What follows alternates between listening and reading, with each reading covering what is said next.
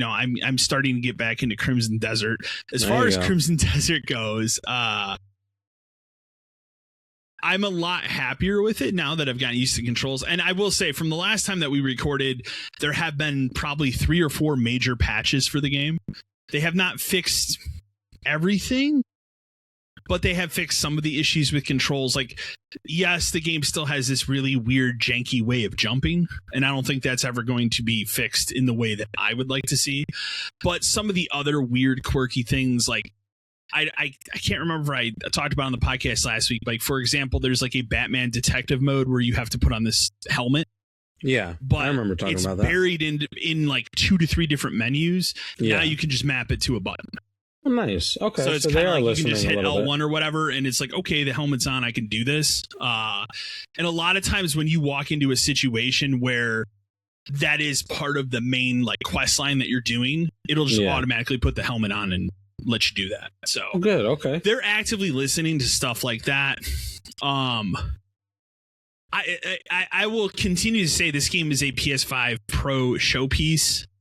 Running that game on my living room TV, which is an OLED at the 120 hertz mode, like, the game looks incredible visually. Gotcha.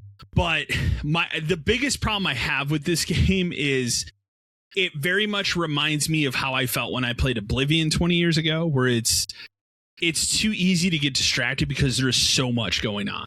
Okay. And it's like kind of like Dan was asking last time we recorded, like, is it like Breath of the Wild where, the world's big, but there's not really a lot to do in between things? There's a lot more stuff going on in this game. There's a lot of stuff you can kind of just fall into as you're going from place to place. There is a fast travel system. The fast travel system, like, as you unlock those, like, that's very nice because, again, the world is fucking insane. It's huge.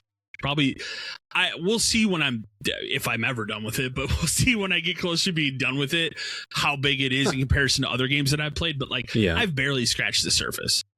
And a lot of it is just like, I'll do a little bit of the main quest line, and then I will still tell you, as I've gotten more into the story for this game is shit. It's not good. Like, that is probably its weakest element. It's not a good story. Okay. But it is everything surrounding the game that I find incredibly fascinating. Gotcha. So the combat is pretty decent in the game. I just like exploring the world. I think I was telling you the other day, one of the sessions I loaded up, I just was like, fuck it, I'm gonna get my horse, I'm just gonna ride in this one direction. I wound up in some weird forest where there's these like children that are just continuously shooting poison blow darts at you, and they knock you out and just drag you to the end of the forest. I have no clue what's going on.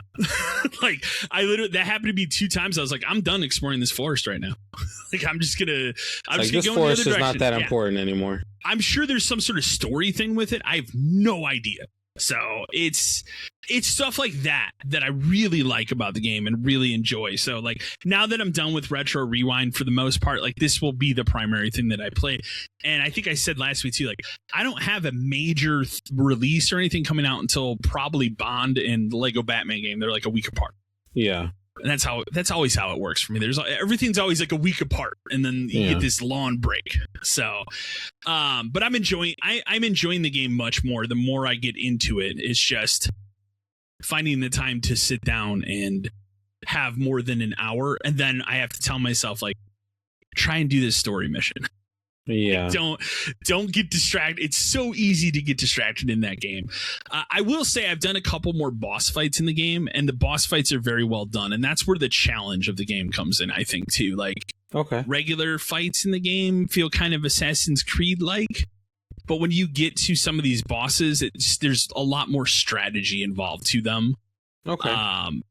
So for people that are playing the game, the last boss that I fought was this Red Devil guy. I don't know what his storyline is, because the story of this game I think is shit, but he can like teleport around you and like have different versions of him pop up, and it's a very interesting boss fight. So, but I'll say that too. That's the other weird thing that happens. So, like, and they didn't let people know about this until right before the game was releasing. There are 2 other playable characters in the game. Are there? There's another dude and a chick. So I've unlocked the chick, and I was like, oh, okay, cool. I'll go do something as her. And so I went to go do like the next story mission as her, and immediately, like when you go to do that, it pops up on the screen. It's like, this is Cliff's story. Please switch to him. I'm like, oh, okay. So I don't yet know what the benefit of having these two other characters to play as is. Okay. But we'll see. So, yeah.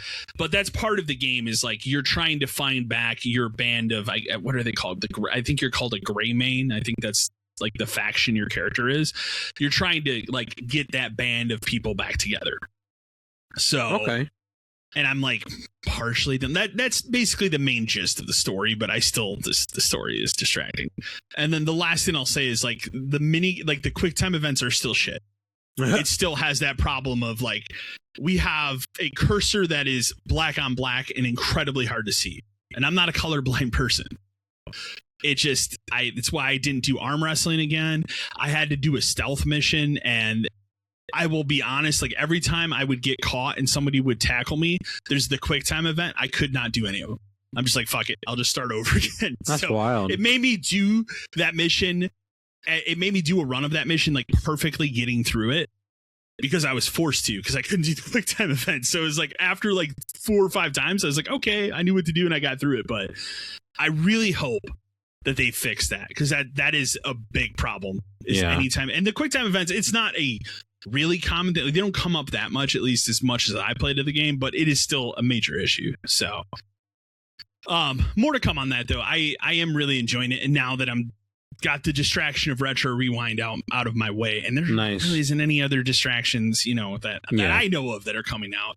Although I will say, like every day as we inch closer to the Starfield coming out on PS5, I look and I go, maybe I should do that.